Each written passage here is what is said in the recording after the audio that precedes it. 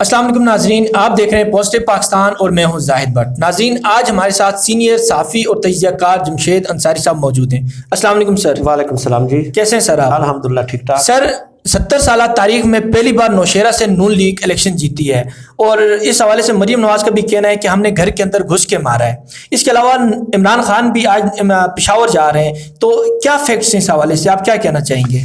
जी बिस्मिल्लाहिर्रहमानिर्रहीम, बहुत शुक्रिया आपका। बिल्कुल आपने ठीक बात कही कि मरीम नवाज ने अपने 2 खिताबात में इस हवाले से दावा किया है कि हमारे उम्मीदवार जो है इख्तियार वली, उन्होंने नौशहरा में घर के अंदर घुस के मारा है। तो इस हवाले से मैं आज सुबह ही अपने YouTube चैनल पे एक वीडियो अपलोड कर चुका हूँ, जिसमें मैंने दलाइल के साथ ये साबित किया है कि मरीम नवाज ने अपने इस किस्म के अल्फाज की अदायगी से सैफ अली खान जो कि भारतीय अदाकार हैं उनकी नकल की है।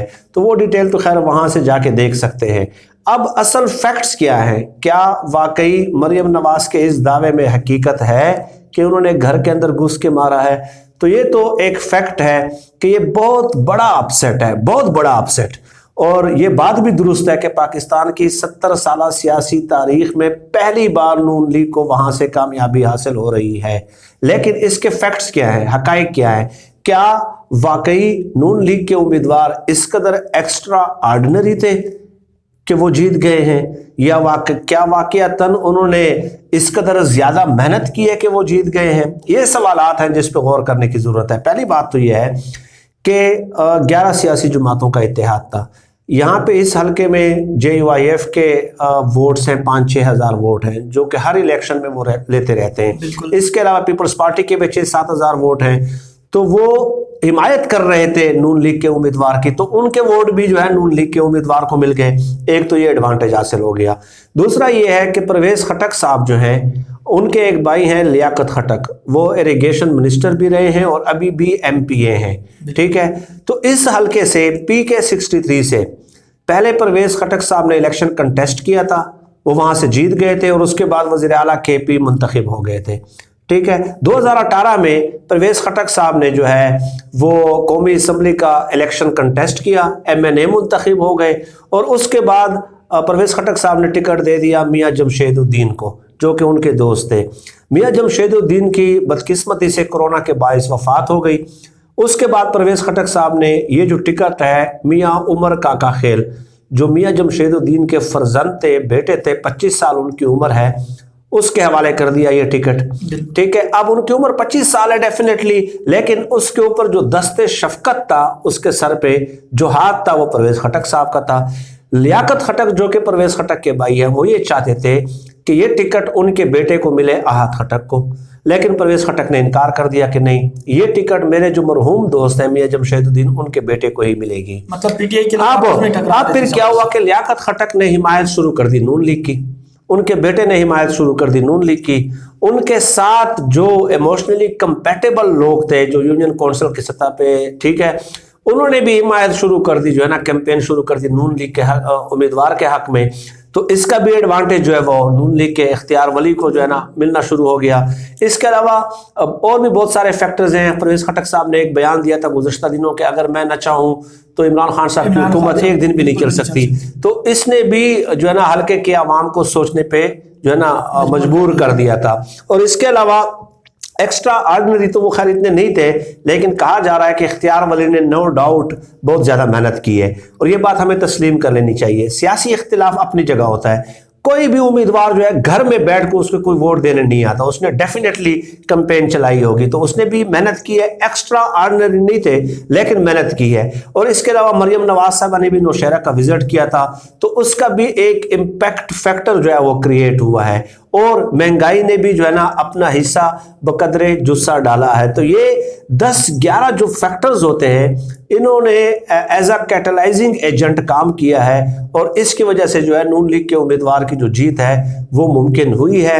मरीम नवाज का ये दावा करना कि घर के अंदर घुस के मारा है, मेरे ख्याल में ये एग्जेजरेशन, और सियासतदान डेफिनेटली सियासी बयान ही देते हैं, लेकिन ये बात फैक्ट है। बहरहाल ये बात तस्लीम करनी पड़ेगी कि 70 साल सियासी तारीख में पहली बार इतना बड़ा अपसेट हुआ है। इमरान खान साहब आज पेशावर जा रहे हैं, तो वो यही मामलात हल करने के लिए वहाँ पे जा रहे हैं, ٹھیک ہے، کہ پارٹی کے اندر جو انٹرنل رفٹ اور تقسیم موجود ہے ان معاملات پہ کنٹرول کر سکیں، کیونکہ اس طرح تو اگر ایک ایک نشست جو ہے اس کا بھی امپیکٹ ہوگا دوسرے حلقوں پہ، جنرل الیکشن میں اس کے کنسیکوینسز جو ہے وہ پی ٹی آئی کو دیکھنے پڑ سکتے ہیں۔ تو آگے سینٹ کا الیکشن بھی آ رہا ہے سر، تو اس کے حوالے سے آپ کی کیا خبر ہے؟ کہیں ایک زرداری سب پہ بھاری دوبارہ اس بس طرح کی ایک کوئی گیم تو زرداری نہیں چلنے سب پہ والی؟ بھاری جب ہم کہتے ہیں نا تو اس کا مطلب یہ ہوتا ہے کہ وہ خرید و فروخت میں بہت زیادہ ایکسپرٹ ہیں، ٹھیک ہے، وہ لوگوں کے جو دوسرے پارٹیوں کے جو لوگ ہیں نا وہ ان کو خریدنے میں ید طولہ اور مہارت رکھتے ہیں۔ ایک زرداری سب پہ بھاری کا کیا مطلب ہے؟ کیا صرف زرداری نے کوئی نیا سیاسی نظام دیا ہے؟ کیا کوئی نیا سیاسی فلسفہ دیا ہے؟ کوئی کتابیں لکھی ہیں؟ کیا کوئی نئے امکانات اور نئے رجحانات متعارف کرائے ہیں؟ اس کا مطلب یہی ہوتا ہے اب سپریم کورٹ کا انتظار کیا جا رہا ہے کہ وہ اوپن بیلٹ کے حوالے سے کیا فیصلہ دیتی ہے سپریم کورٹ۔ تو نوٹوں کی بوریاں جو ہیں وہ اسلام آباد میں بھی موجود ہے، دبئی میں بھی موجود ہے۔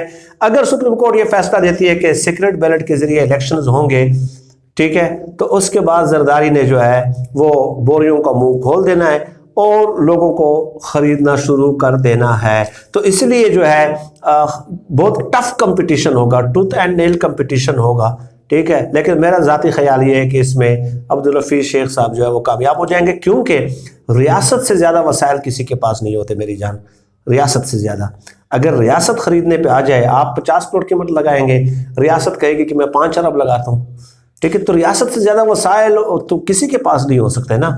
لیکن سر پی ٹی آئی کے اپنے رہنما عامر لیاقت بھی یہ حفیظ شیخ کی مخالفت کرتے نظر آئے ہیں۔ اس کے علاوہ لیکن اگر دیکھا جائے اگر P T I Saint election ہار جاتی ہے، چاہے وہ اوپن بیلٹ سے ہو یا سیکرٹ بیلٹ سے ہو، تو اس کا اگلا ان کا کیا راستہ ہوگا آگے؟ ان دیکھیں بات یہ ہے کہ عامر لیاقت ٹائپ لوگ جو ہے نا، معذرت کے ساتھ کچھ لوگوں کو شاید میری بات بری بھی لگے تو میں ان لوگوں کو بالکل سنجیدہ نہیں لیتا۔ عامر لیاقت جو ہے وہ اپنے آپ کو نیوز میں ریلیونٹ بنانے کے لیے جو ہے نا اس قسم کی حرکتیں ماضی میں بھی کرتے رہے اور آج بھی کر رہے ہیں۔